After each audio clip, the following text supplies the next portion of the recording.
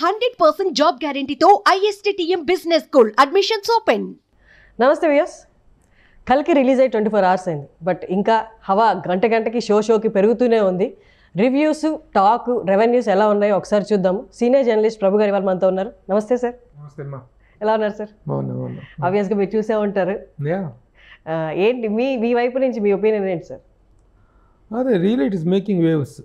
Collections వైజ్గా కానీ talk వైజ్గా కానీ కూడా both the ways it is making waves. Collections అనేటువంటి ఇంకా పెరిగేటానికి అవకాశం ఉంది. ఇంకా ఎలాంటి రికార్డ్ సెట్ చేస్తుంది అనేటువంటిది it is too early to say. But as far as the first day collections are concerned real it is making waves. First day నైజాంలో 24 CR చేసిందనేటువంటి గ్రాస్ చేసిందనేటువంటిది వచ్చిన టాక్. 24 అనేటువంటిది రికార్డ్ బ్రేకింగ్ ఒక రోజులో ఫస్ట్ డే కలెక్షన్స్లో it is a record breaking figure. అంతకుముందు RRR 23 చిల్లర చేసింది, ఇది 24 అబోవ్ చేసింది అనేటువంటిది లేటెస్ట్ టాక్ అనమాట. వస్తున్నటువంటి కలెక్షన్ రిపోర్ట్. అలాగే ఇండియా వైడ్గా 95 చేసిందని, వరల్డ్ వైడ్గా 180 చేసిందని, 180 బాగా 150 టోటల్ గ్రాస్ చేసిందని, ఇండియా వైజ్గా 95 చేసిందని. అంటే గ్లోబల్ ఫిలిం అయిన తెలుగు సినిమా అనేటువంటి ఒక గ్లోబల్ లెవెల్లో రికార్డ్స్ క్రియేట్ చేయటం అనేటువంటిది we are all to feel very happy and proud అనమాట. అలాగే అంతకుముందు ఉన్నటువంటి రికార్డ్స్ రెండింటిలో కూడాను అంతకుముందు RRR పేరు మీద 223 world wide first day collections అనేటువంటి. అసలు ఒక సినిమాకి 200 కోట్లు దాటిపోయి డే 1 కలెక్షన్స్ రావటం, గ్రాస్ రావటం అనేటువంటిది ఎంత రేంజ్కి మన తెలుగు సినిమా వెళ్ళింది అనేటువంటిది we have to feel proud. ఇక దీని విషయానికి వస్తే కూడా it is also not wet all దేనికి తగ్గేది లేదన్నట్టుగా వెళ్తుంది కల్కి కలెక్షన్స్ కూడా. Exactly sir. మనకి తెలుగు సినిమాకి అసలు సౌత్ మొత్తం కన్సిడర్ చేసి తెలుగు సినిమాని పక్కన పెట్టి సౌత్ అంతా ఒకటేలా చూసి తెలుగు సినిమాకి ఆదరణ తక్కువ ఉన్న రోజుల దగ్గర నుంచి ఇప్పుడు సౌత్ కాదు తెలుగు సినిమా, వరల్డ్లోనే తెలుగు సినిమా అనేది ఒకటి ఉంది అనే స్టాండర్డ్స్ ఎప్పటికప్పుడు పెంచుకుంటూ పోతున్నారు. ఇందాక రీసెంట్గా ఒక మీమ్ చూశాను సార్. ఆ మీమ్లో 3 ఫోటోలు కంబైన్ చేసి పెట్టారు. ఎవరిది అంటే రాజమౌళి గారిది, తర్వాత ప్రశాంత్ వర్మ గారిది, ఇప్పుడు నాగశ్విన్ గారిది. వీళ్ళ ముగ్గురికి ఇంకా అవసరం ఉందా అసలు ప్రమోషన్స్ అనేవి? లేకపోతే వీళ్ళు బయటకు వచ్చి ఇంకొకటి చెప్పాలా? జస్ట్ నేను సినిమా తీస్తుందని అనౌన్స్ చేస్తే చాలు, మేము హిట్ ఇచ్చేస్తాం అన్నట్టుంది అని మేము ఒకటి వండర్ఫుల్. అసలు ఒక డైరెక్టర్స్ అనేటువంటి వాళ్ళకి ఆ స్థాయి, వాళ్ళ దగ్గర నుంచి ఒక సినిమా వస్తుంది, ఒక ప్రాజెక్ట్ అనౌన్స్ అవుతుంది అనుకున్నటువంటి వస్తున్నటువంటి బాక్స్ ఆఫీస్ అనేది షేక్ అయ్యే స్థాయిలో కలెక్షన్స్ కానీ ఎక్స్పెక్టేషన్స్ కానీ ఉండటం అనేటువంటిది really to be appreciated. Sir మన వాళ్ళు చెప్పినట్టే మేమ్లో చూసినట్టే కంపారిజన్ RRR, బాహుబలి తర్వాత ఇదే 3rd ప్లేస్ అంటారా? RRR, బాహుబలి తర్వాత ఇదే కదా next as per the collections are concerned. ఇదే అంటే ఇవన్నీ కూడా RRR ఇట్లా 2 తన సినిమాలు, ప్రభాస్ సినిమాలు ఉంటాం అనేటువంటిది it is to be appreciate. ఇంకొకటి ఏంటంటే సార్, ప్రభాస్ గారిది ఇంతకుముందు సినిమాలు మనం చూసుకుంటే ప్రభాస్ గారు హవా లేదు, ఇంకా తగ్గిపోతుందేమో, వరుస ఫ్లాప్లు వస్తున్నాయి, ఎక్స్పెక్టేషన్స్ రీచ్ అవ్వట్లేదు, గ్లోబల్ స్టార్ అయినా కానీ కలెక్షన్స్ కలెక్ట్ చేయనప్పుడు ఏం చేస్తాము ఇంకా అన్నట్టు టాక్ వినిపిస్తున్న టైంలో ఎక్కడ వచ్చింది ఆ టాక్? ఎక్కడంటే ఓన్లీ కొంచెం డిసప్పాయింట్ చేసిన ఫిలిమ్స్ రాధేశ్యామ, అదే ఒకటి ఆదిపురుషు కొంచెం డిసప్పాయింట్ చేసినటువంటి ఫిల్మ్స్. సాహో అనేటువంటిది కలెక్షన్స్ పాయింట్ ఆఫ్ వ్యూలో it has created wonders create చేసింది. తర్వాత వచ్చినటువంటి నెక్స్ట్ ప్రశాంత్ నీల్ కాంబినేషన్లో వచ్చినటువంటి సినిమా కూడా అదొక పెద్ద collections, very box office shaking collections వచ్చినాయి. అంటే టాక్కును ప్రభాస్కు ఒక్కొక్క వేళ టాక్కును రెవెన్యూస్కి సంబంధం లేకుండా వస్తున్నాయి ఓపెనింగ్స్ అనేటువంటి. కాబట్టి స్టార్గా తన ఇది స్టామినా ఎక్కడ తగ్గలేదు, తనకున్నటువంటి ఇది దానికి లేటెస్ట్ ఎగ్జాంపుల్గా దీన్ని చెప్పుకోవచ్చు. టాక్ అనేటువంటిది ఆ 2 సినిమాలు కూడా బిగినింగ్లో కొంత డిసప్పాయింట్ చేసినటువంటి మాట వాస్తవం, కాదనలేము దాన్ని. But it is going to now it is latest example కల్కి రికార్డ్స్ అనేటువంటివి. సార్ మూవీ చూసిన తర్వాత కొంతవరకు రివీల్ చేస్తున్నారు. ఒకటి ఏంటి అంటే ఫస్ట్ 20 minutes దాకా ప్రభాస్ కనిపించడం కదా, అది నేను మూవీ చూడలేదు, మీరు చూసారు కాబట్టి అది ఎంతవరకు వాస్తవం? బట్ 20 minutes వెయిట్ చేశారా ఆడియన్స్ ప్రభాస్ గారి గురించి? హీరో ఎంట్రీ అనేటువంటి దానికి ఒక ఇది కావాలి కదా, ఆ ఎంట్రీని రిసీవ్ చేసుకోవడానికి కావాల్సినంత స్టఫ్ కావాలి. ఆ ఎంట్రీ కరెక్ట్గా ఇచ్చిన రోజున ఇచ్చిన టైంలో థియేటర్ మొత్తం ఒక్కసారిగా బ్లాస్ట్ అయింది ఎంట్రీ తర్వాత. ఆ 20 minutes అవైటింగ్ పీరియడ్ అనేటువంటిది ఓ మంచి ఫార్ములా. హీరో ఎంట్రీ అనేటువంటిది ఎంత డైనమిక్గా ఉంటుంది, ఎలాంటి సిచ్యువేషన్లో ఎంట్రీ ఇస్తానండి. ఆ పాయింట్ ఆఫ్ వ్యూలో వెరీ గుడ్ ఎంట్రీ. అలాగే ఇంటర్వెల్ బ్లాక్ కానీ ఇక క్లైమాక్స్ పాయింట్ ఆఫ్ వ్యూలో కానీ ద ఫిలిం హ్యాజ్, అంటే ఈ సినిమాకి టాక్ అనేటువంటిది ఈ రెవెన్యూకి సంబంధం లేదు. టాక్ కూడా అద్భుతంగా ఉంది. ఓన్లీ ఫస్ట్ హాఫ్లోనే చిన్న ల్యాగ్ ఉందేమో, చిన్న స్లో పేస్ ఉందనేటువంటి ఒక టాక్ ఉంది తప్పితే ఇక సెకండ్ హాఫ్ స్టార్ట్ అయిన తర్వాత every scene is a goose bump moment. ముఖ్యంగా వీళ్ళిద్దరి combination, Amitabh Bachchan and Prabhas combination అనేటువంటి రియల్లీ గూస్ బమ్ మూమెంట్స్ అలా ఉన్నాయి. మోర్ ఎవర్ టెక్నాలజీ అనేటువంటిది ఒక టెక్నికల్గా ఈ తెలుగు సినిమాని, ఒక ఇండియన్ సినిమాని ఒక ఇంటర్నేషనల్ స్టాండర్డ్గా హాలీవుడ్ స్టాండర్డ్లో ప్రజెంట్ చేసినటువంటి విధానం. ఎందుకంటే మనం నమ్మం కల్కి సినిమా లాంటి దానికి నాగశ్విని డైరెక్షన్ చేసి, అంటే నాగశ్విని ఎందుకంటే వెరీ సెన్సిటివ్ పర్సన్. పలకరిస్తే నేను నిన్న కూడా చెప్పడం జరిగింది, ఒక రివ్యూలో కూడా చెప్పడం జరిగింది, ఎవరైనా పట్టుకుంటే కందిపోతారని అనుకుంటారు, మాట్లాడిస్తే కందిపోతాడు ఏమన్నట్లుగా ఉంటాడు. అంత డౌన్ టు ఎర్త్గా, అంత సింపుల్గా ఉంటాడు తను. అలాంటిది తన దగ్గర నుంచి ఇంత వైలెంట్, ఇంత వైబ్రేషను, ఇంత డెప్త్, ఇంత వెడ్త్ ఉన్నటువంటి ఒక సినిమా రావటం, అందుకే యాక్షన్ ఓరియంటెడ్ ఫిలిం రావటం అనేటువంటి దాన్ని మనం ఎక్స్పెక్ట్ చేయం. బట్ దానికి he has given a total surprising element. ఒక హాలీవుడ్ స్టైల్లో ఒక ఇండియన్ సినిమాని చేయటం అనేది అద్భుతం. And at the same time we have to also to appreciate the guts of the producers. Sunil Dutt గారు వైజయంతి మూవీస్ బ్యానరు, ఇంకా ఇప్పుడు చేతికి వచ్చినటువంటి ఇద్దరు కుమార్తెలు స్వప్న అండ్ ప్రియాంక, వాళ్ళిద్దరు కూడా they are also very capable girls. The way they are making the films. అంత ముందు మహానటి కానీ, ఎవడే సుబ్రహ్మణ్యం కానీ, ఈ సినిమాలో సీతారామం కానీ, వీటన్నిటిలో వాళ్ళు చూపిస్తున్నటువంటి ప్రొడక్షన్ వాల్యూస్, ఒక నిర్మాతలకి కేవలం డబ్బులు ఉన్నంత మాత్రాన గుడ్ ఫిలిమ్స్ రావమ్మా.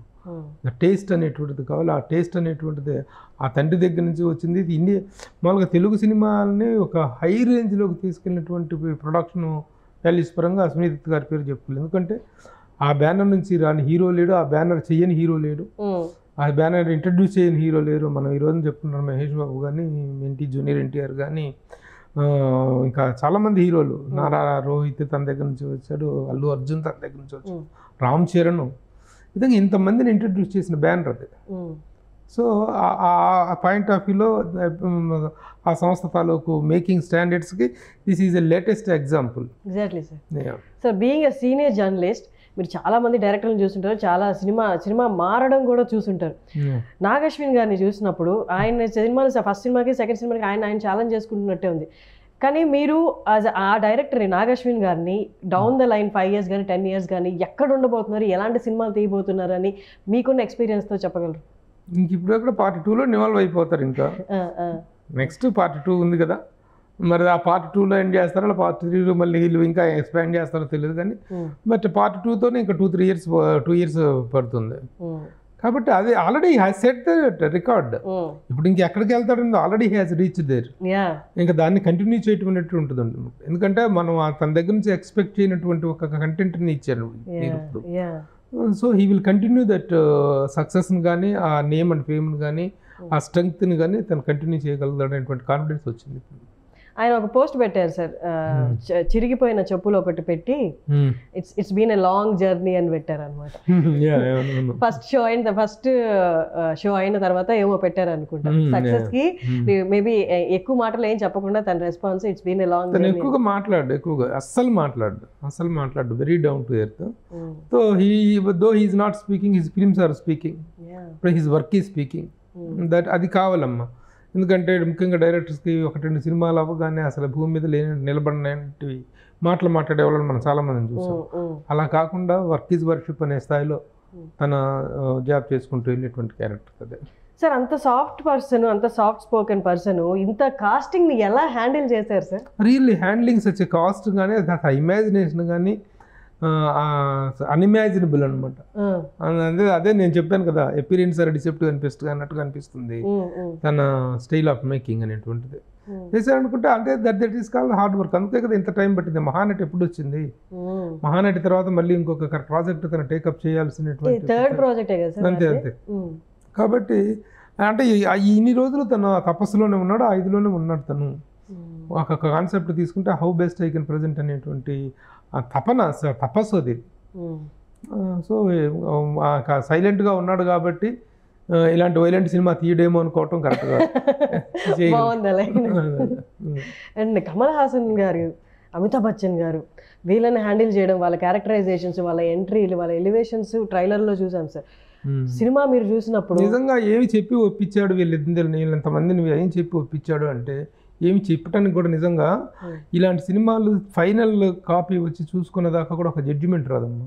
ఏం చేస్తున్నామో ఏం తీస్తున్నా అని తలకు ఏంటంటే ఆ తీస్తున్న వ్యక్తిలో ఉండే డైరెక్టర్ మస్తిష్కంలో ఉండేటువంటి తప్ప, మస్తిష్కంలో ఉన్న విజువలైజేషన్ తప్ప real I can't explain this is what I'm doing, ఈ ప్లీజ్ కోఆపరేట్ అని కాదు.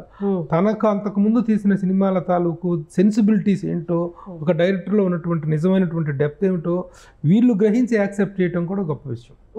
అమితాబ్ బచ్చన్ లాంటి వ్యక్తి ఏం చెబుతున్నావయ్యా, నాకు ఏంది ఇది, ఎక్కడే మహాభారతం, ఎక్కడే 2898, దీనికి కనెక్షన్ ఏంటి, in what way are going to justify the subject, ఎలా చెప్తావు నాకు అని చెప్పి అమితాబ్ బచ్చన్ గారు నిలదీసి నాకు సీన్ టు సీన్ చెప్పు అన్నారనుకో, దిస్ విల్ నాట్ హ్యాపెన్. ఇది నెరేషన్లో చెప్పేది కాదు. అలాగే ప్రభాస్ కనుక ఏంటి బాస్ ఏం చేస్తున్నావు బాస్ అన్నాడు అనుకో, కరెక్ట్గా నాకు చెప్పంటే నో యూ బిలీవ్ మీ. ఆ బిలీఫ్ అనేటువంటిది చాలామంది స్టార్స్, చాలామంది డైరెక్టర్ల మీద పెట్టుకుంటారు. చాలామంది స్టార్స్ ఆ బిలీఫ్తో సక్సెస్ సాధించారు. ఆ బిలీఫ్ కారణంగానే ఎదురు దెబ్బలు తిన్న వాళ్ళు ఉన్నారు. మన లెటెస్ట్ టేక్ నాగార్జున మన gateway of new talent, new directors అని చెప్పి అనుకుంటాం. ఎందుకంటే శివ దగ్గర నుంచి ఆయన ఎలాంటి ఎక్స్పెరిమెంట్స్ చేశారో తెలుసు. ఆ ప్రయత్నంలో ఆయనకి ఎన్నెన్నో ఎదురు దెబ్బలు తగిలినాయి, ఎన్నెన్నో గ్రేట్ సక్సెస్లు వచ్చినాయి. అలాగే డైరెక్టర్ని నమ్మటం, ఆ నమ్మిందే ఈ ఫెయిత్ దే కెప్ట్ ఆన్. ఇప్పుడు దీపికా పడుకుని అంటే వాట్ ఏ స్టార్ షీస్, ఎంత రేంజ్ స్టార్. ఆ అమ్మాయి కానీ నా క్యారెక్టర్ ఏంటి, నా గెటప్ ఏంటి, ఆ కడుపు వేసుకొని నేను తిరగటం ఏంటి అన్నదనుకోండి, సినిమా లేదు. ప్రభాస్ కనుక ఏంది బాస్ ఆ కార్లు ఏంది, ఆ గొడవ ఏంది అన్నాడు అనుకోండి, no it is nothing but a blind belief and faith on the capabilities of the director. Kamal Haasan లాంటి స్టార్ త్రూ అవుట్ ద సినిమాలో ఇలా కట్టేసి ఉంటాడు, ఇది ఉంటుంది ఒక ఆకారం. ఇదేంటి నేను no no no no no అన్నాడు అనుకోండి, చివరిలో లాస్ట్ క్లైమాక్స్లో తీసి ఒక క్లైమాక్స్ షాట్ చూపిస్తున్నప్పుడు అప్పుడు నెక్స్ట్కి లీడ్. ఆ రోజున కట్టప్ప బాహుబలి ఎందుకు పొడిచాడు, నార్మల్ ఎలివేషన్ కాదు కదా, అది నార్మల్ ఎలివేషన్, ఒక అద్భుతమైనటువంటి సస్పెన్స్ పాయింట్ ఆఫ్ వ్యూలో వదిలేసాడు. అలాగే ఇక్కడ కమల్ హాసన్ రివీల్ తోటి సెకండ్ హాఫ్కి ఒక అద్భుతమైన లీడ్ ఇచ్చాడు. ఆ లీడ్ ఇచ్చాడు, దాని మీద చేయగలడు. దీంట్లో కమల్ హాసన్ పార్టీ కనిపించదు మనకి. కమల్ హాసన్ తాలూకు ఇమేజ్ ఒక సుప్రీం ఇదిలాగా ఉంటాడు తప్ప దీనికి కనిపిస్తుంది. లాస్ట్లో తన ఇది తీసుకున్న తర్వాత లాస్ట్లో తన విశ్వరూపం కనిపించుద్ది. That is a wonderful. అక్కడ కమల్ హాసన్ కనుక వాట్ బాస్ అన్నాడు అనుకో, so nothing but they have invested, producers they have invested their money, then the actors they have invested their faith. That is how such films are possible.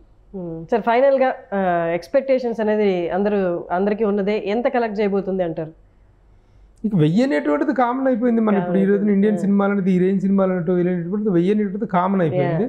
ఆ తర్వాత to what extent ఇటు పోతుంది, ఏ రేంజ్కి వెళ్తుంది అనేటువంటిది wait చేయాలి చూడాల్సింది. సరే ఏదేమైనా మాత్రం తెలుగు ఆడియన్స్కి అండ్ వరల్డ్ ఆడియన్స్కి భాషతో సంబంధం లేకుండా వాళ్ళందరికీ బిగ్ చెరిషింగ్ మూమెంటే సార్. ఒక 2.5 hours వాళ్ళు మళ్ళీ ఆదమర్చి, 2.5 కాదు 3 hours 1 second 10 seconds or something. Okay 3 hours film 3 hours of film వాళ్ళు మర్చిపోయి ఒక లోకంలోకి వెళ్ళి ఎంజాయ్ చేసి వస్తారు. సెకండ్ హాఫ్ లోకి వెళ్ళిన తర్వాత కన్నీ గూస్ బంప్ మూమెంట్స్. అది ఈ సినిమాకున్న ఒకటే ఒక చిన్న ఇది డ్రాబ్యాక్ ఏంటి అని అడుగుతున్నారంటే, ఫస్ట్ హాఫ్లో కొంచెం స్లో పేస్ నడిచింది. అది తప్పితే the entire film is a wonder, A visual wonder. ముఖ్యంగా అసలు ఆ సీన్స్ కానీ ఆ బ్యాక్డ్రాప్స్ అద్భుతం. ఇంకా 3 hours అనేది స్టాండర్డ్ అయిపోద్దేమో కదా సార్, మన వాళ్ళు అసలు ఎక్కడ టైం పట్టించుకోవట్లేదు. ఈ రేంజ్ సినిమాలు అయినప్పుడు టైం అనేటువంటిది లేదు. ఒకప్పుడు 2 hours సినిమా, ఇప్పుడు మామూలు జనరల్ సినిమాలు అయితే 5లోకి వచ్చేస్తున్నాయి. కానీ ఇలాంటి high rise films, visual wonders అయితే అవును పర్లేదు, మీరు ఎంతసేపు అయినా మేము చూస్తాం. These are the high rise films. ఈ హై రైజ్ ఫిలిమ్స్ అనేటువంటి time is no matter. Thank you sir, thank you so much sir. నమస్తే.